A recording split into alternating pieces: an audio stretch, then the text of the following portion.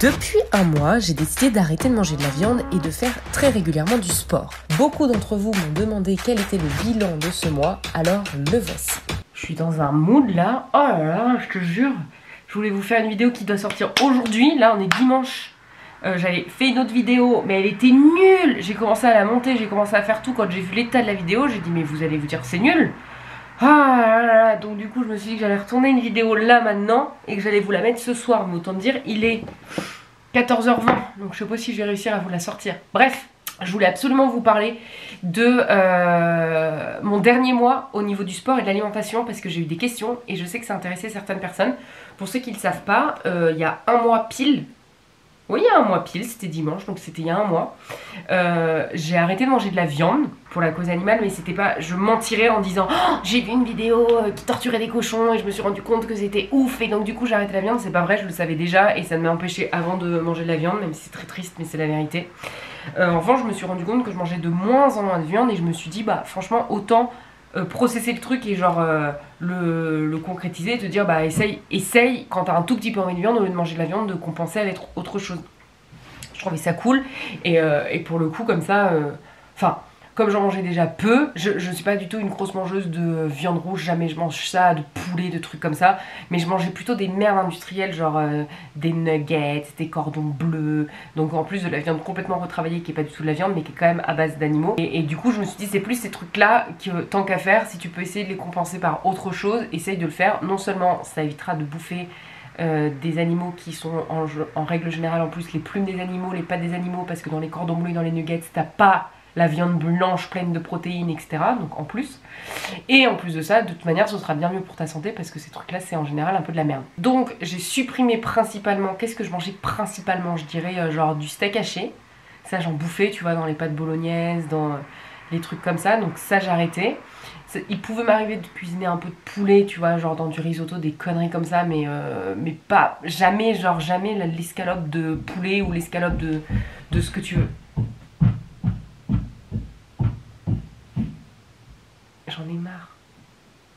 Je te jure, mais jamais je trouverai un mec, hein. C'est une petite parenthèse, mais comment tu veux que je trouve un mec? Ça me fait péter un câble. Les bruits, vous pouvez pas savoir. Les gens qui montent les escaliers, les bruits et tout. Là, je me suis mis dans la chambre de mes parents parce que j'étais dans ma chambre et en fait, ils étaient à côté et ça me dérangeait.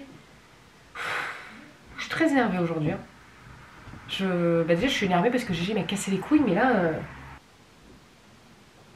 Je peux pas, il y a trop de bruit. Je vous jure, je peux pas, il y a trop de bruit. J'ai envie de pleurer, ça m'oppresse. C'est ça, c'est juste que je me suis dit, tu vas arrêter de manger de la viande au maximum. Alors je me considère pas encore comme végétarienne parce que clairement, si vraiment j'ai très envie d'un bout de viande, bah, j'en mangerai.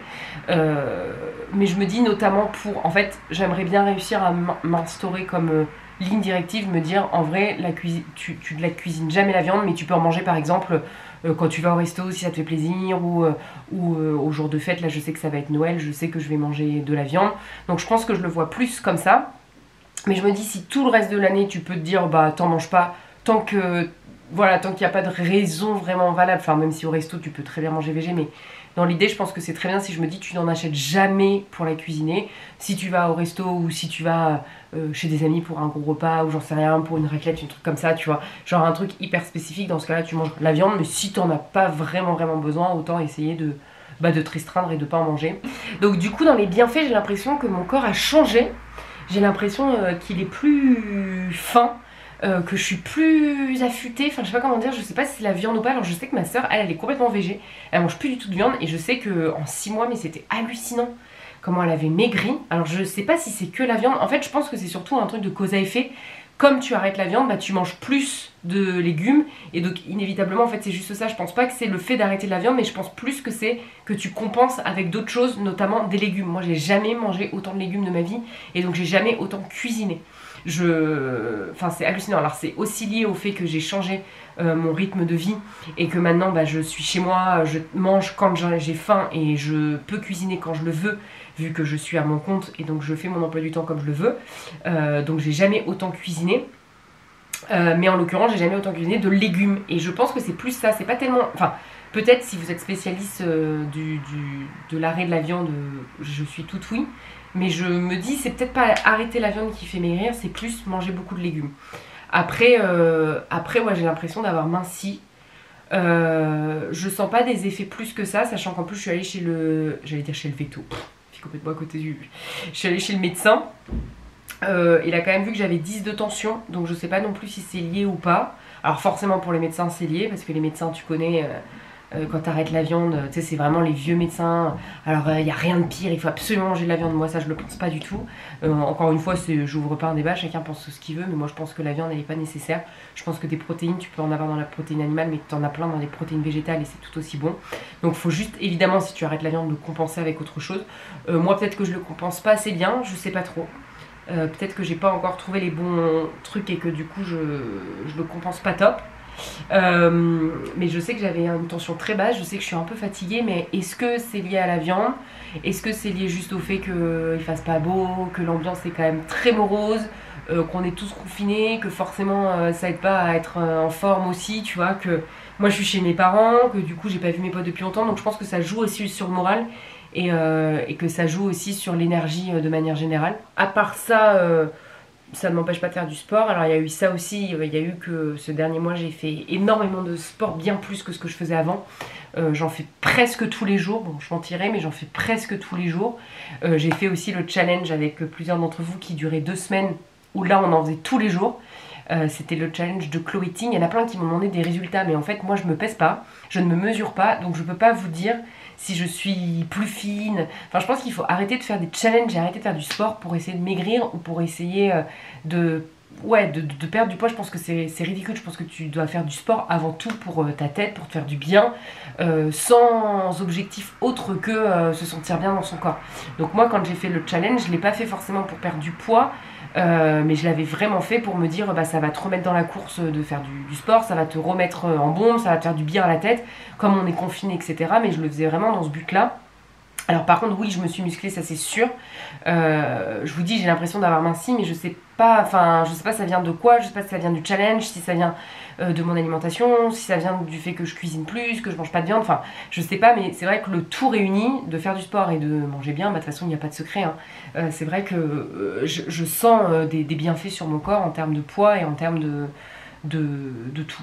Et la troisième chose que j'ai faite, c'est que du coup j'ai consulté une amie qui est en formation de naturopathie et qui m'a vachement aiguillée sur des choses que je peux prendre justement pour compenser la viande, pour me sentir bien. Donc par exemple du pollen, elle m'a aussi conseillé le gomasio, la spiruline, plein de choses comme ça que du coup je rajoute dans ma bouffe, que je rajoute au quotidien. Bon, encore une fois, j'arrive pas bien à le faire.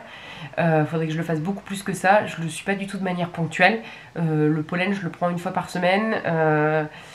Les autres trucs, en fait, je suis pas assez régulière, donc il faut vraiment que j'essaie de l'intégrer un peu plus dans mon quotidien. Mais c'est une bonne idée d'aller voir une naturopathe. Je pense que en fait, la force de la naturopathie, c'est que du coup, elle essaye pas juste de te dire ah bah t'as ça comme problème, il faut que tu prennes telle ou telle chose. Elle va essayer de comprendre pourquoi t'as le problème en fait et de réparer la base du problème. Et du coup, bon, moi j'ai pas énormément de soucis, mais je sais que j'ai des petits problèmes de bile, j'ai souvent mal au ventre, de digestion, etc.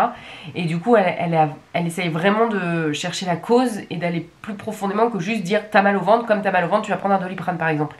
Donc elle va plus te dire bon bah on va essayer de comprendre où t'as mal au ventre, pourquoi t'as mal au ventre, et de réparer vraiment le truc à la racine en fait. Mais de manière générale, j'essaye quand même d'avoir une meilleure hygiène de vie. Et évidemment, cette hygiène de vie, elle est aussi liée au fait que j'ai la chance de travailler de chez moi, d'avoir le rythme que je veux. On va pas se mentir, ça aide de ouf. Quand j'étais salariée, c'était beaucoup plus compliqué. Déjà, je dormais pas comme je le voulais. J'avais des horaires qui étaient imposés, donc ça veut dire que je devais me réveiller le matin, prendre le métro, etc. Là le matin je fais à mon rythme. Moi je suis quelqu'un qui se couche assez tard et qui se réveille un peu plus tard. Je suis plus sur du 1h ou 2h et réveillée vers 10h, 10h30, tu vois. Ça quand t'es salarié ils te le foutent dans le cul, ils en ont rien à foutre. Pareil pour manger en fait. Là je peux manger quand j'ai faim.